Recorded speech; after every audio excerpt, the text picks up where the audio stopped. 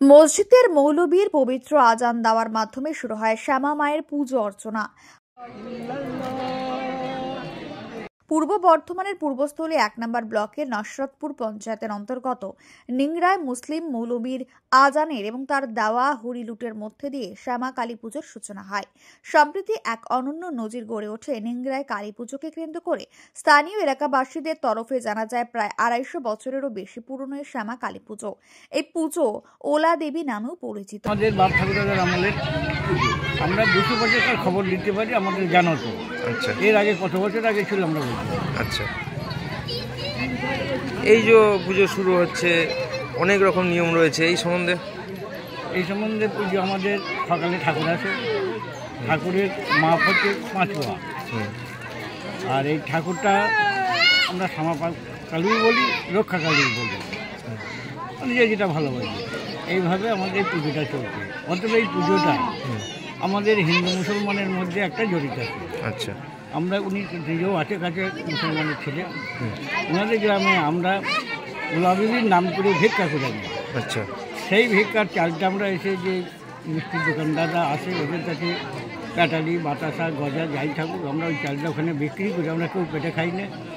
ওইটা আমরা আমাদের বাড়াইতলায় ওই মুসলমানের ছেলে উনি ওটা আগে বাটাটা দেয়, ওনার মন্ত্র করতে করে ওনার ধর্মীয় মতে উনি দেয়। তারপর উনি দুমুটো ছিটানোর পর ওই মিঠুইটা আমাদের বাড়ির ঘরে দিয়ে ওর সঙ্গে আমাদের যে মিঠুই থাকে একসঙ্গে পাইল করে আমরা সবাই হরিণর ছিটুই, আর সেখান থেকে আমরা সবাই আনন্দ করি। তারপর যখন মাল ফুরিয়ে যায় কেউ লাগিয়ে ছিটুতে চেকি ছিটুতে সে আর দেখার দরকার। এটা আনন্দ কিরম হয়?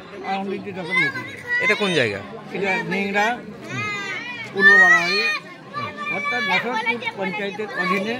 আমরা ৩০ নম্বর ওয়ার্ডের লোক। আপনার নাম? আমার নাম গণেশ মাঝি। কথিত আছে বহু যুগ আগেই অঞ্চলে কলেরার প্রকোপ দেখা দেয়, যা একসময় মহামারীর আকার ধারণ করে।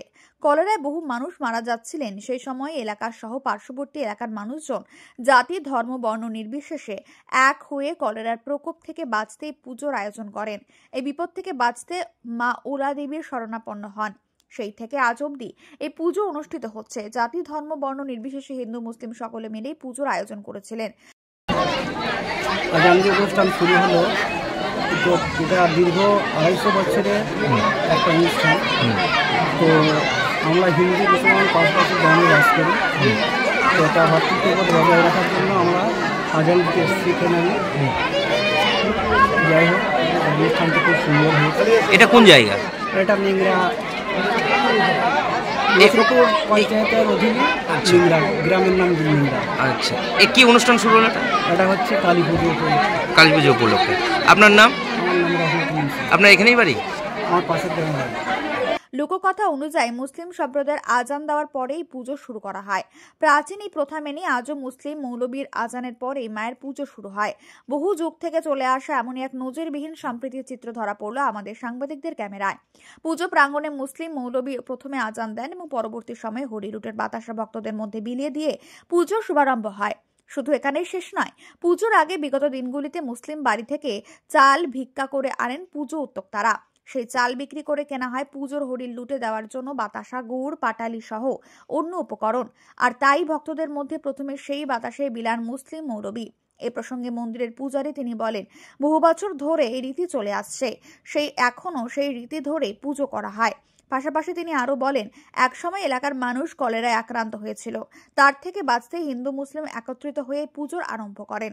Bureau report, Memari update.